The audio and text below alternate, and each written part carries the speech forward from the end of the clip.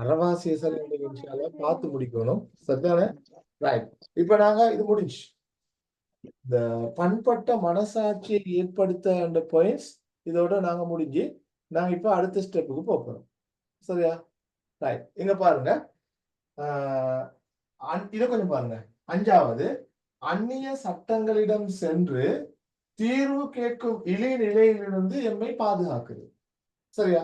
அப்படின்னு என்ன அர்த்தம்? இப்ப சொத்து பிரச்சனைன்னு வந்தா இஸ்லாத்துல அதுக்கு தீர்வு இல்லாட்டி நாங்க என்ன செய்வோம்? முஸ்லிம் இல்லாத ஒரு சட்டத்திட்ட போய்த்து ஒரு நிறுவனத்திலேயோ ஒரு கோர்ட்லயோ போய்த்து தீர்வு கேட்போம். அப்ப அது என்னத்தை காட்டுது? இஸ்லாம் மார்க்கம் அடே இதுக்கு தீர்வு சொல்லி இல்லையே. இஸ்லாம் மார்க்கம் ஒரு குறையுள்ள மார்க்கமா போறத நாங்க பாக்குறோம். சரிதானே? அப்ப அந்நிய சட்டத்திடம் போய் தீர்வு கேட்பதிலிருந்து எம்மை பாதுகாக்குதுன்னு இதை சொல்லலாம். இதெல்லாம் நீங்க எழுதணும். அதுக்கு தான் இப்ப உங்களுக்கு இந்த 5 பாயிண்ட்ஸ் 1 2 3 4 5 பாயிண்ட்ஸ் இருக்குது. வாரிசுரிமை சட்டத்துடைய பயன், வாரிசுரிமை சட்டத்துடைய நோக்கம். ஓகே, மைண்டுக்கு எடுத்துக்கொண்டீங்க தானே? நாங்க அடுத்த ஸ்டெப்புக்கு போவோமா?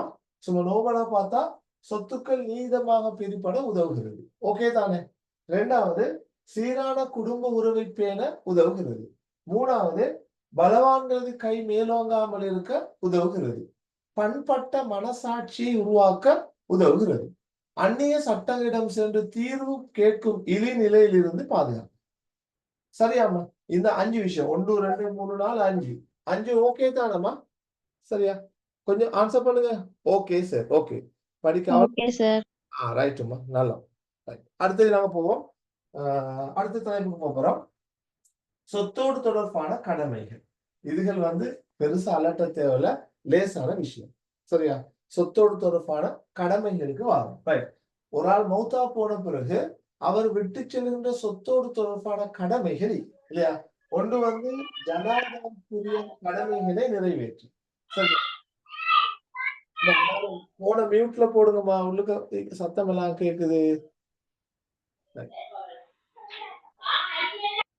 2வது, ஜனாசாவுக்கான கடமைகளை நிறைவேற்றல், மரணித்தவரின் கடன்களை அடைத்தல், வசியத்தை நிறைவேற்றல், வாரிசுகளுக்கு சொத்தை பிரிச்சு கொடுத்தல். சரியா?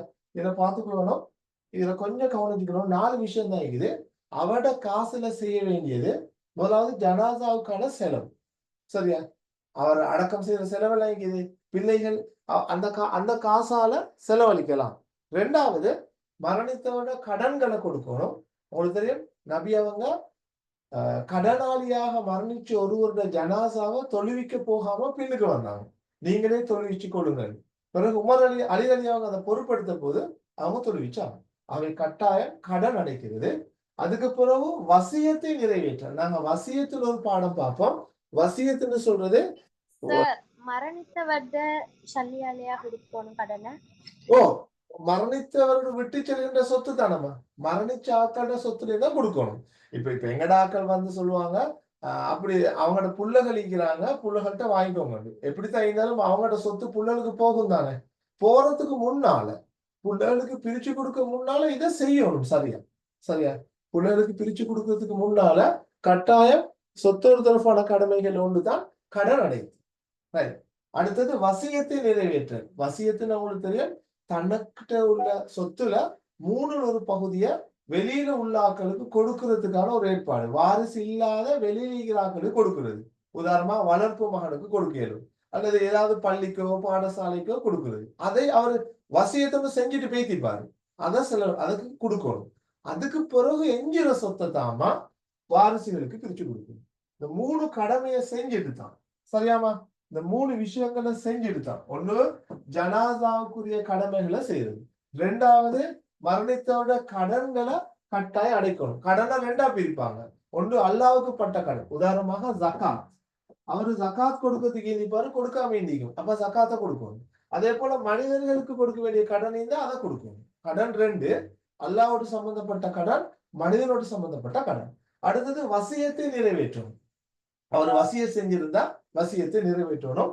அதுக்கு பிறகுதான் அவரோட பிள்ளைகளுக்கு சொத்தை பிரிச்சு கொடுக்குது. சரியா? இந்த 3 விஷயத்த செஞ்ச பிறகுதான் மிஞ்சிற சொத்தை பிரிச்சு கொடுக்கும். சரிதானே? அப்ப இது உங்களுக்கு நோமலா சொத்தோடு தொடர்பான கடமைகள்னு வார நேரம் நீங்க இதை செய்யணும். ரைட், அடுத்து நாங்க பார்ப்போம். ஓகே தானே, இது கிளியர் தானே, இது லேசான விஷயம். 4 விஷயத்த மைண்ட்ல வச்சுக்கொள்ளுங்க. இப்ப நாங்க அடுத்ததுக்கு போகிறோம். வாரிசுரிமையின் நிபந்தனைகள். இது வந்து சொத்துக்கான நிபந்தனைகளா? இது என்னன்னா, ஒரு ஆளுக்கு சொத்தை பெறணுமா இருந்தா நிபந்தனைகள். சொத்துக்கான நிபந்தனைகள், வாரிசுரிமை சட்டத்திலே சொத்தை பெறுவதற்கான நிபந்தனைகள். சரி, வாரிசுரிமை நிபந்தனை என்று போட்டதுக்கு வாரிசு சொத்தை பெறுவதற்கான நிபந்தனை. ரைட், அதுல பாருங்க 3 நிபந்தனைகளை போட்டு, இது கொஞ்சம் கவனமா விளையுங்க. ஒண்ணு வந்து சொத்தின் உரிமையாளர் மரணித்திருக்கும். சரியா? சொத்துல உரிமையாளர் இஸ்லாமிய ஷரியா படி புள்ளகளுக்கு சொத்தை பிரிச்சு கொடுக்கணுமா இருந்தா வாப்பா மௌத்தா போகணும். வாப்பா மௌத்தா போன பிறகு ஒட்டோவா அல்லாஹ் ரசூல் சொன்ன மாதிரி சொத்து பிரிப்படும். இப்ப எங்கட நாட்டுல எல்லாம் அப்படி இல்ல. எங்கட நாட்டுல வாரிசுரிமை சட்டப்படி சொத்து பிரிச்சு கொடுக்கிற முறையே இல்ல. எங்கட நாட்டுல வாப்பா உயிரோடு இருக்கிற நேரமே சொத்து பிரிச்சு கொடுக்கிற முறை தான் இருக்குது. சரிதானே? அதனால நாங்க எங்களுக்கு இதுகள் தெரியா, நாங்க சும்மா இஸ்லாமிய சட்டத்தை தெரிஞ்சுக்கணும். சரியா? அப்ப முதலாவது என்ன செய்யணும்? முதலாவது விஷயம் என்னன்னு பார்த்தா, சொத்தின் உரிமையாளர் மௌத்தாகணும், மரணிக்கணும். அதுக்கு சொல்லுவாங்க மூரிஸ், மரணம் அடையும். இரண்டாவது, சொத்தின் சொந்தக்காரர் உயிரோடு இருக்கணும். இது விளக்கம். சொத்துரிமையாளர் மரணிக்கும் போது அவரது வாரிஸ் உயிரோடு இருக்கணும். சொத்தின் சொந்தக்காரர் மௌத்தாவிக்கணும், சொத்தை பெறால் உயிரோடு இருக்கணும். மூணாவது, சொத்தில் பங்கு பெற தடையாக உள்ள எந்த ஒரு அம்சமும் இல்லாதிருக்கு. சுருக்கமா சொன்னா, சொத்தை தடை செய்யும் எந்த காரணமும் இல்லாதிருக்கும். இந்த 3 விஷயமா சொத்தோடு தொடர்பான நிபந்தனைகள். ஒண்ணு வந்து வாரிஸ் உயிரோடு இருக்கணும், மூரிஸ் மரணிச்சிக்கணும், சொத்தை தடை செய்யற எந்த காரணமும் இல்லாதிருக்கும். சரியா? சொத்தை தடை செய்யற எந்த காரணமும் இல்லாது இருக்கணும் என்ற விஷயம். இந்த 3 நிபந்தனைகள் இப்ப நாங்க பார்க்க போறோம். சொத்தை தடை செய்யற காரணங்கள். சரியா? சொத்தை தடை செய்யற காரணம் 3வது பாயிண்ட் விளங்கப்படுத்துறேன். சரியா? ஒரு ஆளுக்கு சொந்த மகனா இருந்தாலும் சில காரணங்களால சொத்து கிடைக்காது. அதுதான் அது என்னன்னு பார்ப்போம் அது. சரியா? இப்ப நாங்க பார்க்க போறோம் சொத்தை தடை செய்யற காரணம். இன்றைக்கு வாரிசு சொத்தை பெற்றுக்கொள்ள தடையாக அமையும் காரணம். முதலாவது, கொலை செய்து. இது என்னண்டாமா, இப்போ அதுல பார்த்தோம் தானே, வாப்பா மௌத்தா போகணும். வாப்பா மௌத்தாக முன்னுக்க சொத்தை எடுக்கிறதுக்காக மகன் வாப்பாவை கொள்றது. அப்படி கொண்டா சொத்து போகாது. வாரிசு சொத்து தடை செய்யற அம்சம். சொந்த மகனா இருந்தாலும் வாப்பாவை கொண்டா சொத்து போகாது. சரிதானே? சொந்த மகனா இருந்தாலும் வாப்பாவை கொண்டா சொத்து போகாது என்ற விஷயத்த மைண்ட்ல எடுத்துக்கொள்ளுங்க. சரியா? ரைட், அடுத்தது இரண்டாவது, மதம் மாறும். முக்கியமான விஷயம். மகன் வந்து இன்னொரு மார்க்கத்துல ஈக்கிறான். வாப்பா உயிரோடு ஈக்கிற நேரமே மகன் வந்து அந்நிய ஒரு பெண்ணை திருமணம் முடிச்சு அந்நிய மதத்துல ஈக்கிறான். வாப்பா மௌத்தா போன பிறகு அவன் வாரான் பங்கெடுக்க. கொடுக்கேல்மா சொத்து? கொடுக்கேல். முஸ்லிமின் சொத்தில் காஃபிருக்கோ, காஃபிட சொத்தில் முஸ்லிமுக்கோ பங்கு இல்ல. ஹதீஸ் சொல்லு. சரியா? அப்ப ரெண்டாவது, மதம் மாறினாலும் சொந்த மகனா இருந்தா கிடைக்காது. வாப்பாவை கொண்டா சொந்த மகனா இருந்தாலும் பங்கு கிடைக்காது. மூணாவது, அடிமையாக இருக்க. இது என்ன பாயிண்ட்னாமா, அடிமையாக ஒரு ஆளுக்கு அடிமையாக இருந்தா எஜமான சொத்து அடிமைக்கு போகாது. எஜமான் மௌத்தா போனா. ஆனா அடிமையிட சொத்து அடிமைக்கு வாரிசு யாரும் இல்லாட்டி எஜமானுக்கு போகும். நோட் பண்ணிக்கொள்ளுங்க. சரியா? எஜமான சொத்து அடிமைக்கு போகாது. ஆனா அடிமையிட சொத்து அடிமைக்கு வாரிசு இல்லாட்டி எஜமானுக்கு போகும். அப்ப ஒரு ஆளுக்கு சொத்து கிடைக்கிறதுக்கு தடையான விஷயங்கள் தான் இந்த 3. நாங்க இதுக்கு முன்னுக்கு பார்த்தா சொத்துக்கான நிபந்தனை, சொத்தின் சொந்தக்காரர் மௌத்தாகணும், சொத்தை பெறுபவர் உயிரோடு இருக்கணும், சொத்தை தடை செய்யற எந்த காரணமும் இல்லாது இருக்கணும். சொத்தை தடை செய்யற காரணம் எத்தனை? 3. கொலை செய்தல். கொலை செய்தல்னா என்ன? வாப்பாவை மகன் கொல்றது. மதம் மாறுதல். மதம் மாறுதல்னா என்ன? மகன் மதம் மாறிக்கிறான், வாப்பா மௌத்தா போன பிறகு மகன் வந்து சொத்து கேட்டா கொடுக்க. மூணாவது, அடிமையாக இருக்க. அடிமையிட சொத்து எஜமானுக்கு போகாது. சரியா? எஜமான சொத்து அடிமைக்கு போகாது. அடிமையிட சொத்து அடிமைக்கு வாரிசு இல்லாட்டி எஜமானுக்கு போகும். ரைட், இவ்வளவு தாமா. அது நான் 3 தடவை சொல்லிட்டு உங்களுக்கு கிளியர் ஆகிக்கும். அடுத்த ஸ்டெப்புக்கு போவோம். சரியா? டைம் போயிட்டு கொண்டிருக்குது. இது கிளியர் தானமா? ஓகே பண்ணுங்க. ரொக்கையா? Okay, right. இப்ப நான் அடுத்ததுக்கு போவோமா? ரைட். வாரிசொத்தில் உரிமை பெறுவதற்கான காரணி. இது கொஞ்சம் விளங்கப்படுத்தணுமா? இது விளங்கினா சூப்பர்பா. உங்களுக்கு வாரிசுரிமை சட்டம்ன்றது அப்படி கஷ்டமா இருக்காது. லேசா விளங்கும். சரியா விளங்கினா. இது என்னன்னு பார்ப்போம். வாரிசு சொத்தில் உரிமை பெறுவதற்கான காரணிகள். இப்ப இப்படி வைங்களேன். சரியா? கொஞ்சம் இதை நான் விளங்கப்படுத்துறேன் பார்த்துக்கொள்ளுங்க. இப்ப இவர் தான் மௌத்தா போனால் ஏ என்ற ஒரு ஆள். சரியா? ஏ என்ற ஒரு ஆள் மௌத்தா போய்த்தார். சரிதானம்மா? இப்ப இதுல பி என்ற ஒரு ஆள் இருக்குது, சி என்ற ஒரு ஆள் இருக்குது, டி என்ற ஒரு ஆள் இருக்குது. சரியா? ஏபிசிடி இ என்ற ஒரு ஆள் இருக்குது. இவங்களுக்கெல்லாம் இவட சொத்தை பிரிச்சு கொடுக்கலான்னு வைங்களேன். இப்ப பி கிட்ட போயிட்டு அவருடைய சொத்து உனக்கு எப்படி கிடைக்கும்னு கேட்டா. சரியா?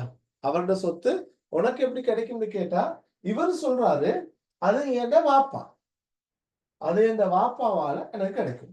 இவரு சொல்றாரு அது என் மகன். சரியா? இவரு சொல்றாரு அது என் கணவன்.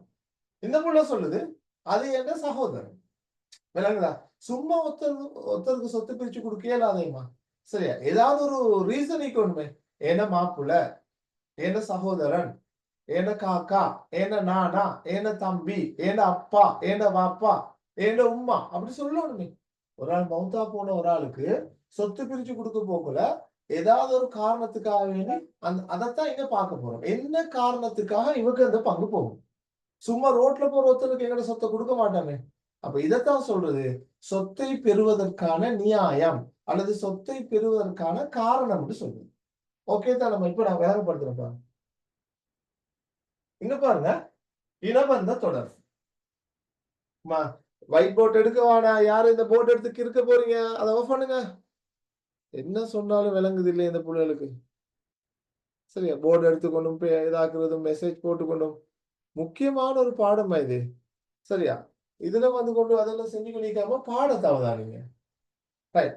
இதுல பாருங்க, வாரிசொத்தில் உரிமை பெறுவதற்கான காரணிகள் இனபந்த தொடர்பு, திருமண தொடர்பு, அடிமை எஜமான் தொடர்பு. என்னன்னா எல்லா உறவுகளையும் ஒன்று சேர்த்து அவங்கள 3 குரூப்பா பிரிச்சுக்கிறாங்க. சரியா? இப்ப உதாரணத்துக்கு உங்களுக்கு திருப்பி சொல்றேன் பாத்துக்கொள்ளுங்க. சரியா? இப்ப இங்க இவர் சொல்றாரு, இவர் இந்த பெண்மணி சொல்றா இது கணவன், ஏன்னா கணவன் ஏன்னா மாப்பிள்ளை ஆகிக்கிறதால கிடைக்குது. சரியா?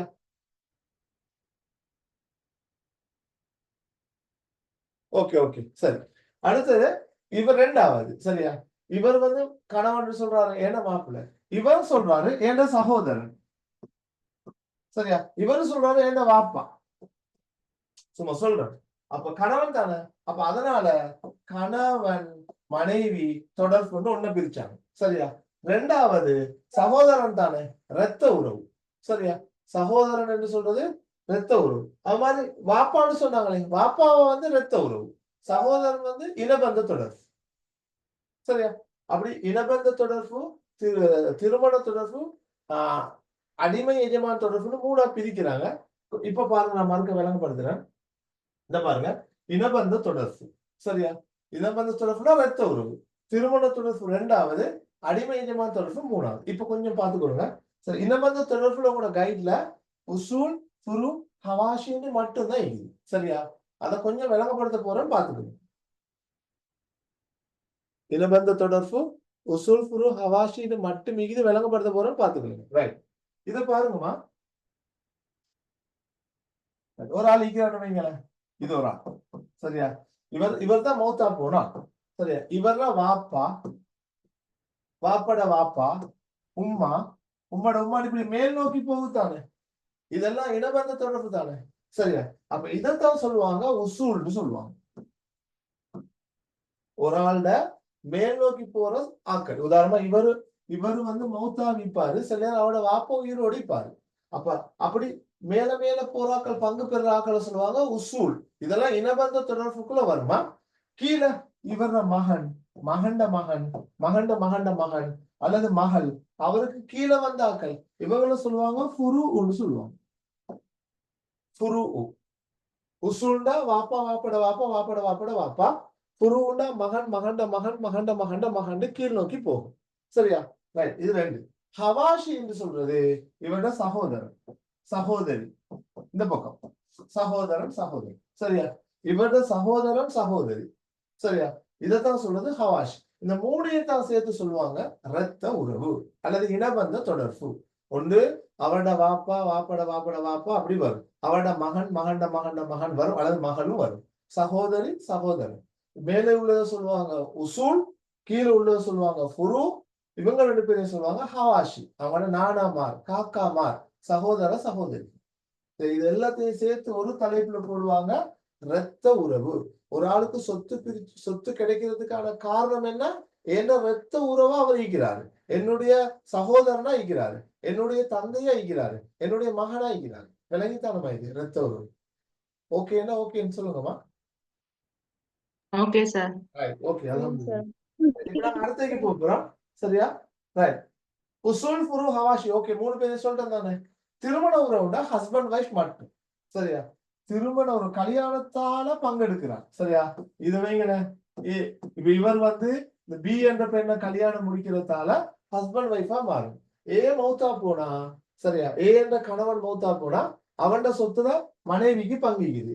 அதுக்கு முன்னால மனைவி மௌத்தா போனா மனைவிக்கு அவனோட வாப்பா மூலமா கிடைச்ச பங்குக்கு தானே, சொத்துக்கு தானே, அந்த மனைவியோட சொத்துல கணவனுக்கு பங்கிக்கு. இதைத்தான் திருமண தொடர்புன்னு சொல்றது. வேற ஒண்ணும் வராது. கணவனும் மனைவியும் மட்டும்தான் வரும்.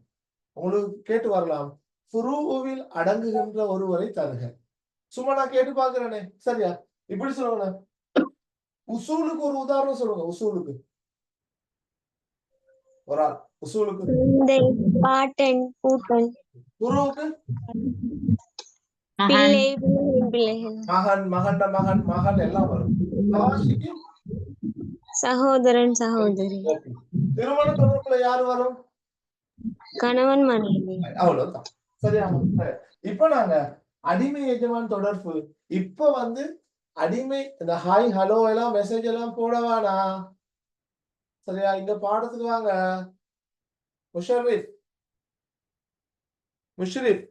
முஷ்ரிப் மெசேஜ் போடாம பாடத்துக்கு வாங்க பாப்போம். வாசிச்சுட்டோம் பேரை. இதுல பாருங்க, அடிமை எஜமான் தொடர்பு. இப்ப அடிமை எஜமான சிஸ்டம் இல்லாம இருக்கிறதால இதோட இது முடியுது. அதாவது ஒரு ஆள் அடிமை. அப்ப சொன்னே, எஜமான சொத்து அடிமைக்கு போகாது, அடிமையிட சொத்து அடிமைக்கு வாரிசு இல்லாட்டி எஜமானுக்கு போகும். அவ்வளவுதான் இதுக்குள்ள பாயிண்ட். சரியா? சொல்லுங்க பாப்போம், ஒரு ஆள் அடிமை எஜமான் சம்பந்தமா சொன்னதை. எஜமானின் சொத்து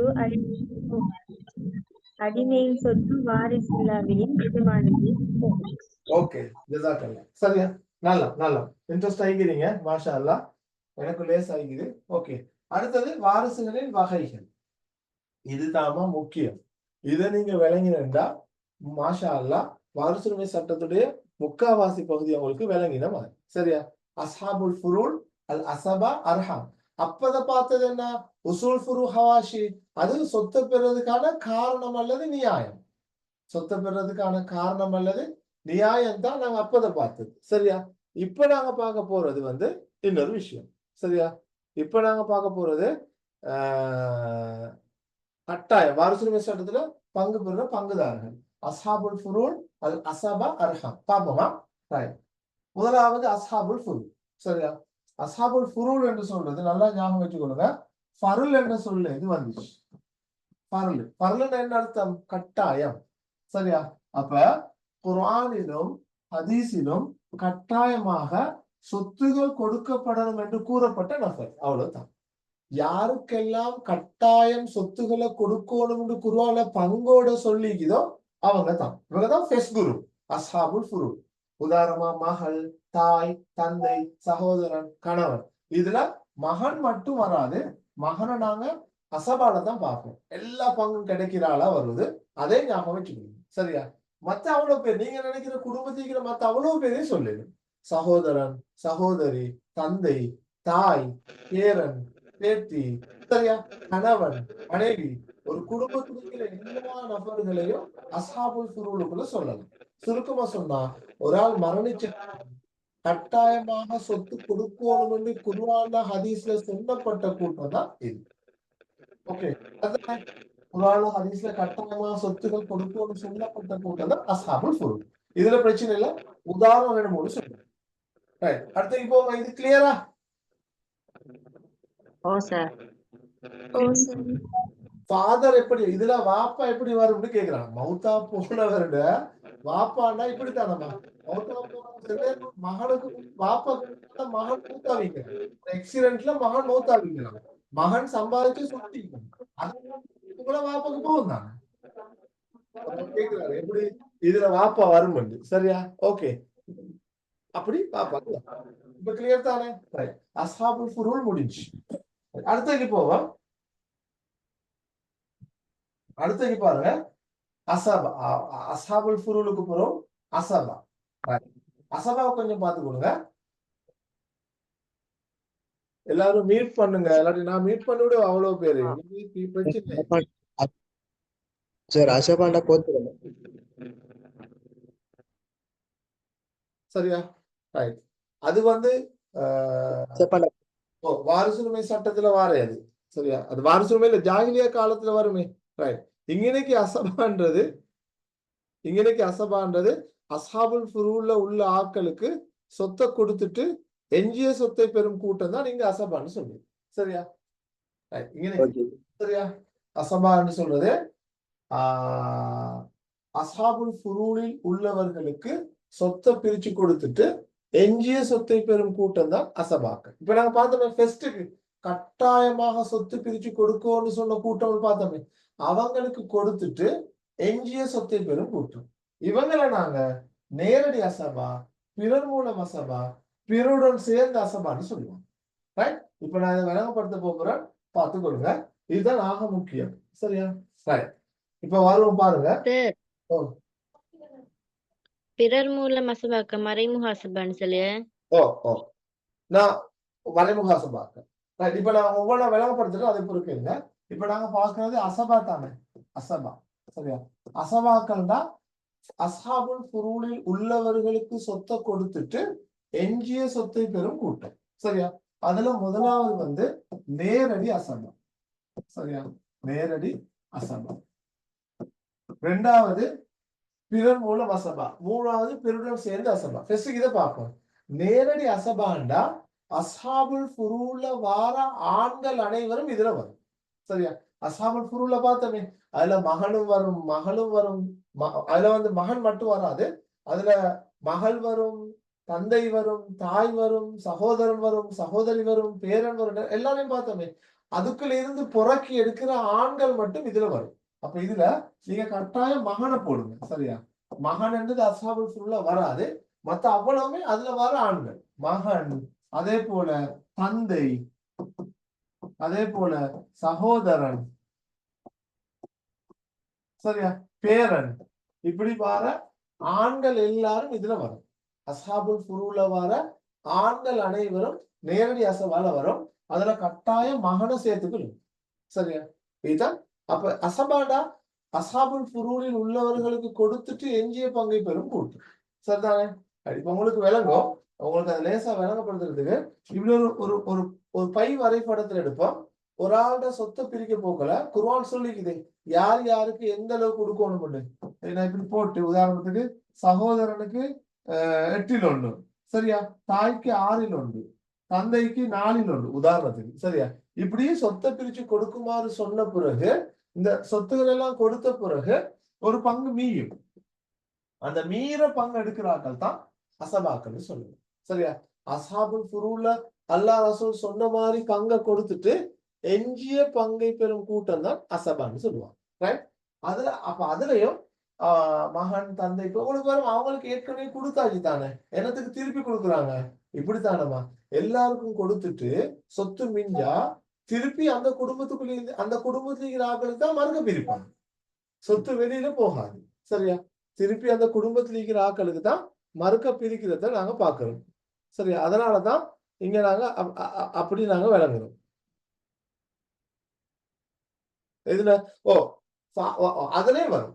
அதுதான் நான் சொன்னேன், தந்தை, சகோதரன், பேரன் எல்லாம் அஸ்ஹாபுல் ஃபுரூலையும் வரும், இதுலயும் வரும். காரணம் என்னன்னா, நான் ஏற்கனவே சொன்னேன், இப்ப அல்லாஹ் ரசூல் சொன்ன மாதிரி சொன்ன பங்கை எல்லாருக்கும் பிரிச்சு கொடுத்துட்டு சொன்ன பங்கு வீதம் மீக்கிறதால பொமசி கண்டு காண போகல ஒரு பங்கு மீயும். அந்த மீற பங்கு எடுக்க போல திருப்பி இவங்க எல்லாம் வரும். இப்ப நீங்க அசபாக்குள்ள ஏற்கனவே வந்தாக்கள் தான் திருப்பி வருவாங்க. சரியா? ஏன்னா சொத்தை பிரிச்சு கொடுத்துட்டு எஞ்சிய சொத்தை அதே குடும்பத்துக்குள்ளதான் பிரிச்சு கொடுக்குது. சரியா? அதால நீங்க குழம்பிக்கிற தேவையில்ல. ரோட்ல போறவனுக்கு ஒரு நாள் சொத்தை கொடுக்க மாட்டாங்களே. இப்ப குடும்பத்துக்கு அவ்வளவு பேருக்கு குர்ஆன் சொன்ன மாதிரி ஹதீஸ் சொன்ன மாதிரி பிரிச்சு கொடுத்துட்டு ஒரு பங்கு மீயும் திருப்பி அவங்களுக்குள்ளதான் கொடுக்குது. கொடுக்கறதுக்கு ஒரு சிஸ்டம் இருக்குது. நேரடி அசபா, பிறர் மூலம் அசபா, பிறருடன் சேர்ந்து அசபான்னு அந்த சிஸ்டத்துல கொடுக்கணும். அதுல முதலாவது தான் நேரடி அசபா. இதுல ஆண்கள் மட்டும்தான் வரும். சரியா? அஸ்ஹாபுல் ஃபுரூல வர ஆண்கள் மட்டும்தான் இதுல வரும். சரியா? இல்ல 2 தரம் சொத்து போற மாதிரி இல்ல. ஓ அப்படி வரும். சரி, இப்போ அதுல வரும். நீங்க படிப்பீங்க. கட்டாயம் கிடைக்க வேண்டிய பங்கும் கிடைக்கும், தசீபாகவும் கிடைக்கும்னு சொல்லுவாங்க. போனஸ் தான் இதுல வரதெல்லாம், போனஸ் தான். கட்டாயமா கிடைக்கிற பங்கு கிடைக்க, எக்ஸ்ட்ராவா கிடைக்கிற பங்கும் கிடைக்கும். அதுதான் இது அர்த்தம். தசீபாகவும் பெறுவார், மகன் தசீபாகவும் பெறுவார், தந்தை தசீபாகவும் பெறுவார்னு சொல்லுவாங்க. சரியா? அப்ப நீங்க மைண்ட்ல போட்டுக்கொள்ளுங்க, கட்டாயம் கொடுக்க வேண்டிய பங்கு வந்து அஸ்ஹாபுல் ஃபுரூல், அவங்களுக்கு கொடுத்துட்டு எஞ்சிய பங்கை பெறாக்கள் தான் இவங்க. அந்த குரூப்ல இருக்கிற ஆக்கள் தான் ஒரு ஒழுங்குல இதுக்கு வருவாங்க. அதுல பெஸ்ட் வந்து நேரடி அசபா. இதுல அவ்வளவு பேரும் ஆண்கள். அப்ப உங்களுக்கு அடுத்த கேள்வி வரும், அப்ப பெண்கள் பாவமே சேரும். இதுக்கு பிறகு வர அவ்வளவு பேரும் பெண்கள் தான். சரியா? நேரடி அசபால மட்டும்தான் ஆண்கள் வரும். அதுக்கு பிறகு வர எல்லாரும் பெண்கள். அப்ப முதலாவது ஞாபகம் வச்சுக்கொள்ளுங்க, அஸ்ஹாபுல் ஃபுரூல் குர்ஆன்ல ஹதீஸ்ல பங்கு சொல்லப்பட்ட கூட்டம். சரியா? அதுல யார் யாருன்னு அவ்வளவு பேரையும் சொல்வீங்க, மகன் தவிர. 2வது அசபா. அசபால நேரடி அசபான்னா என்ன? அஸ்ஹாபுல் ஃபுரூலில் உள்ளவருக்கு குர்ஆன் ஹதீஸ் படி பிரிச்சுட்டு எஞ்சிய சொத்தை பெறும் கூட்டம். அதுல நேரடி அசபால மகன் ஆண்கள் மட்டும் வரும். சரியா? ரைட். இப்ப நாங்க அடுத்ததுக்கு போறோம், பிறர் மூலம் அசபா. பிறர் மூலம் அசபாக்கள் ஆகும். அசபாக்க லாவோன்னு சொல்லுவோம். இதுல ஆக முக்கியம் இந்த சொல். இந்த சொல்ல பார்த்துக்கணுமா? சரியா? ஆக முக்கியம் இந்த சொல். எது? இன்னைக்கு பிறர் மூலம். இந்த மூலம் என்ற சொல் ஆக முக்கியம். சரியா? இன்னொருவர் வருவதன் மூலம் எஞ்சிய பங்கை பெறுவது. கட்டாயம் கிடைக்கிறது கிடைக்கும். இன்னொரு நாள் வாரத்தால எக்ஸ்ட்ரா பங்கும் இவங்களுக்கு கிடைக்கும். சரியா? இப்ப எக்ஸ்ட்ரா பங்கு கிடைக்கிற ஆண்களை பார்த்துட்டு இருந்தானே, இப்ப நாங்க பார்க்க போறோம் எக்ஸ்ட்ரா கிடைக்கிற பெண்கள பங்கு. கட்டாயம் கொடுத்துட்டு மிச்சத்துல கிடைக்கிற பங்கு. இதுல பிறர் மூலம் அசபாக்கள் 4 பேர் இருக்கிறாங்க. முதலாவது வந்து மகள், 2வது வந்து பேரன், பேத்தி. சரியா? பேத்தினா மகண்ட மகள். சரியா? மகண்ட மகள். கட்டாவும் 10 நிமிஷத்துல கொஞ்சம் பார்ப்போம், அது பொறு ஜாயிண்ட் ஆகுங்க. ரைட். 2வது வந்து மகண்ட மகள், பேத்தியா. நீங்க இதுக்கு போட்டுக்கொள்ளுங்க, மகனின் மகள். எல்லாம் லேடிஸ் தான் வரும், எல்லாம் பெண்கள் தான் வரும். 3வது சகோதரி. சரியா? 3வது சகோதரி. 4வது தந்தை வழி சகோதரி. சரியா? நான் வேகப்படுத்துவேன். சரியா? பார்த்துக்கிடுங்க. தந்தை வழி சகோதரி. இதுல ஃபர்ஸ்ட் வந்து மகள், 2வது பேத்தி, அதாவது மகனின் மகள், 3வது சகோதரி, 4வது தந்தை வழி சகோதரி. ஃபர்ஸ்ட்டுக்கு சகோதரியும் தந்தை வழி சகோதரியும் விளங்கப்படுத்துறேன், அதுக்கு பிறகு வருவான்.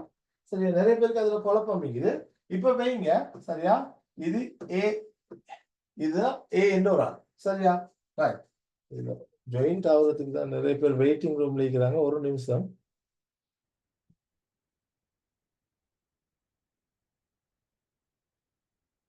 இப்ப பாருங்க, ஏ இங்க அவதானிங்க.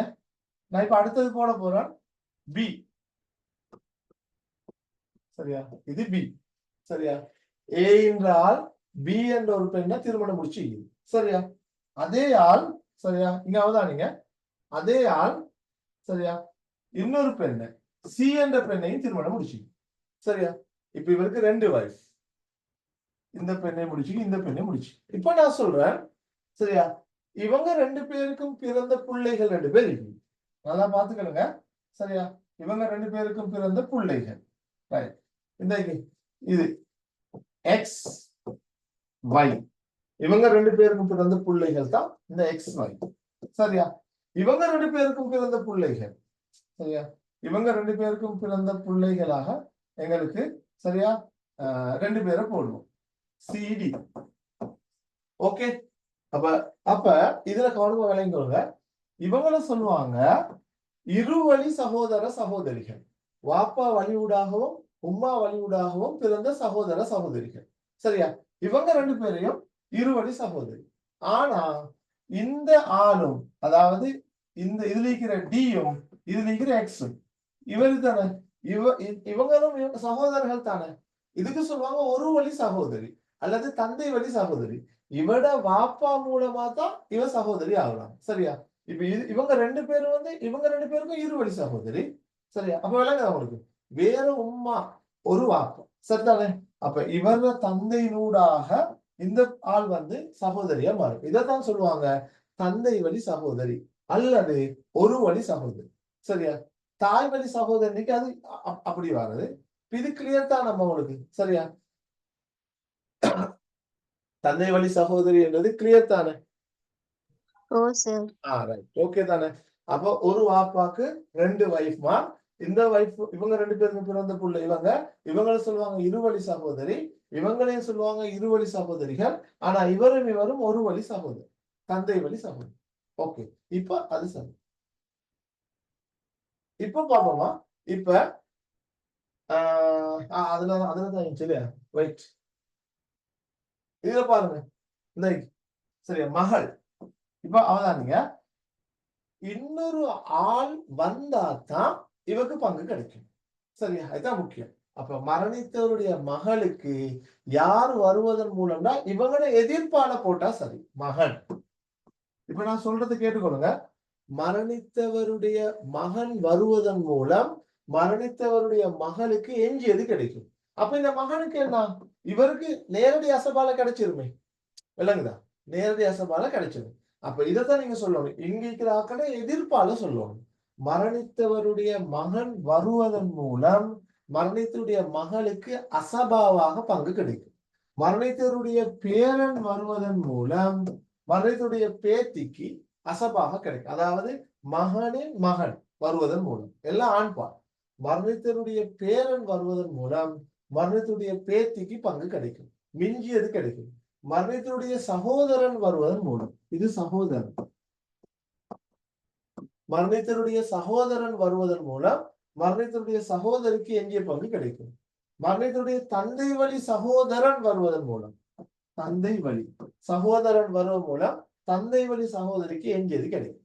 சரியா, ரைட். இது நீங்க கவனமா விளங்கினா இந்த பாடமே விளங்கியாச்சு. இதுல இப்ப நீங்க யோசிக்கணும் என்னன்னா, கட்டாயம் கொடுக்குறை கொடுத்துட்டு எஞ்சிய பங்கை பெறுறதுல நேரடி அசபால ஆண்களுக்கு கிடைச்சிச்சு. இப்ப பெண்களுக்கு அதுல ஒண்ணு பிறர் மூலம் அசபாக்கள் ஆகும். இன்னொரு ஆள் வருவதன் மூலம் தனக்கு எஞ்சியது கிடைக்கும். சரியா, அப்ப அதுல முதலாவது மரணித்தவருடைய மகளுக்கு மரணித்தவருடைய மகன் வருவதன் மூலம் எஞ்சிய பங்கு கிடைக்கும். மரணித்தவருடைய பேத்திக்கு ஷோர்ட்டா சொல்லுங்க, பேரன் வருவதன் மூலம் எஞ்சிய பங்கு கிடைக்கும். இவங்களுக்கெல்லாம் ஃபர்ஸ்டுக்கே கிடைச்சிடும் நேரடி அசபால். மரணித்தவருடைய சகோதரன் வருவதன் மூலம் சகோதரிக்கு எஞ்சிய பங்கு கிடைக்கும். தந்தை வழி சகோதரன் வருவதன் மூலம் தந்தை வழி சகோதரிக்கு எஞ்சிய பங்கு கிடைக்கும். ஓகே, அம்மா இது விளங்கிட்டா? ஓ சார். ஓ சார். கொஞ்சம் நான் ரெக்கார்டிங்கே போடுறேன் இன்ஷா அல்லாஹ். அதுலயும் கொஞ்சம் பாத்துக்கிறேங்க. இது கொஞ்சம் நிதானமா பார்க்கணும், ஆனா லேசி. சரியா, ஓகே. மறுக்க ஒரு ட்ரிப். சரி, மறுக்க ஒரு ட்ரிப் சொல்றேன், கேட்டுக்கொள்ளுங்க. சரியா, பிறர் மூலம் அசபாக்கள் ஆவோர்ல 4 பேர் இருக்கிறாங்க. சரியா, இன்னொருவர் வருவதன் மூலம் எஞ்சிய பங்கை பெறும் ஆக்கள்.